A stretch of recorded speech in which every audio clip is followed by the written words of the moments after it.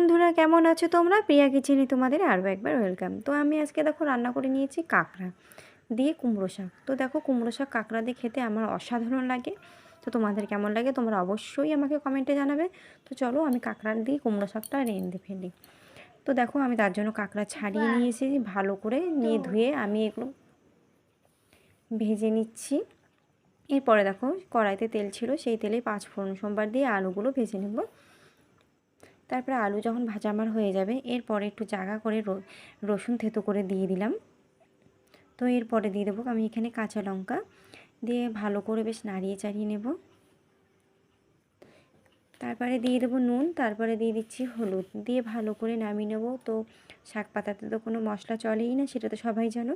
তো এবার ধুয়ে রেখেছি যে কুমড়ো শাকটা, সেটা আমি এখন দিয়ে বেশ ভালো করে নাড়িয়ে চাড়িয়ে নেব।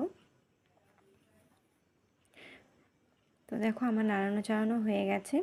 তো তোমরা দেখতে থাকো আমি এখন কি করব। তো এবার দেখো আমি জল দিয়ে দিচ্ছি, সামান্য ফুটতে দেবো সেদ্ধ হওয়ার জন্য। তো দেখো তরকারিটা আমার প্রায় ফুটেই গেছে। এরপরে ভেজে রাখা কাঁকড়াগুলো আমি এখানে দিয়ে দেবো। তো দেখো কাঁকড়াগুলো দিয়েছি, দিয়ে এবার বেশ ভালো করে নাড়িয়ে চাড়িয়ে বেশ মাখা মাখা করে আমি এবার নামিয়ে নেব। তো আমার আজকে তো কাঁকড়া দিয়ে কুমড়ো শাক রেডি। তো কেমন হয়েছে তোমরা অবশ্যই বলো। বাই।